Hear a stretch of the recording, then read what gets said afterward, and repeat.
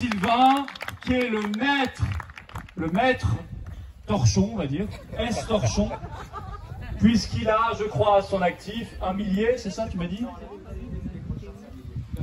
Plus d'un millier pour la totalité des décrocheurs, et comme c'est le roi des décrocheurs, on peut dire que il est un peu le père de ce millier de décrochage de torchons.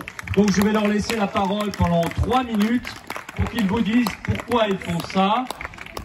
Je ne vous encourage à rien, moi je reste évidemment, vous avez bien compris, la loi, blabla. Donc je ne vous encourage à rien, je dis simplement que politiquement, moi je suis aussi contre le torchon, et je dis le seul drapeau de la France, c'est le drapeau national. Celui-là, voilà, celui-là. Allez, bravo. Bonjour à tous. Donc, je suis l'animateur d'une association qui s'appelle Les Décrocheurs, qui a débuté, on va dire, vers 2014, quand on a commencé à décrocher nos premiers drapeaux européens, qu'on appelle torchons.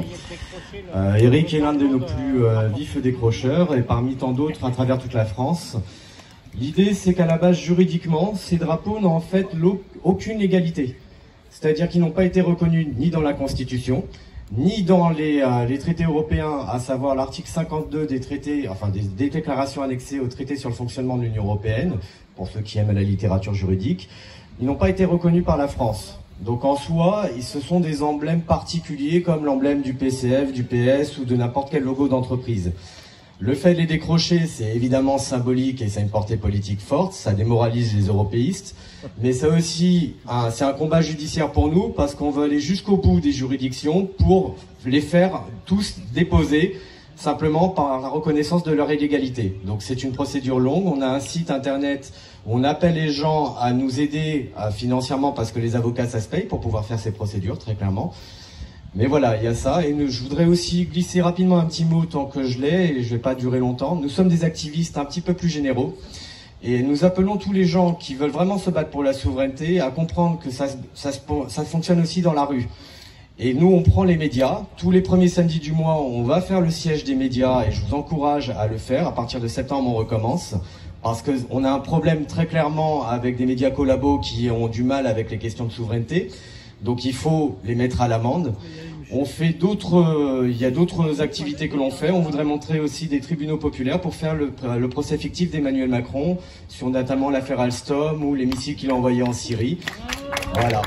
Si vous voulez qu'on réussisse tout ça, où ça demande clairement de l'argent, parce qu'encore une fois, c'est des questions de procédure et d'avocats pour faire les écritures, par exemple. Et nous, on a besoin de sous pour les payer, pour réussir à se dire, on a tout de bien écrit, de justifié, avec des gens diplômés pour faire valoir la légitimité de ce que l'on fait, de telle façon, en fait, à gagner la bataille sur le terrain militant. Donc je vous encourage à ne surtout pas rester dans le débat intellectuel et à vous-même vous bouger aussi dans la rue. Voilà. Bon, moi, je suis pas très doué pour les discours, les trucs comme ça, on va faire simple. On va dire très simplement que si on vous impose ça, c'est qu'on vous a conquis. Voilà, c'est tout. Donc maintenant, vous acceptez ou vous acceptez pas. C'est tout. Le mode opératoire, c'est comment le mode opératoire pour les décrocher? C'est comment pour les décrocher? Vous faites comment pour décrocher? Déjà supprimez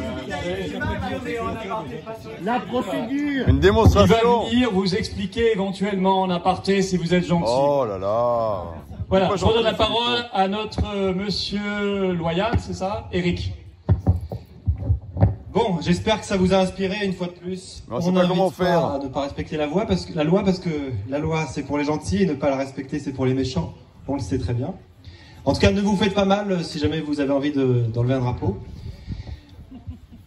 Parlons un peu maintenant d'un thème qui est de plus en plus à la mode et aussi de plus en plus usurpé, qui est le thème de l'écologie. Nous avons la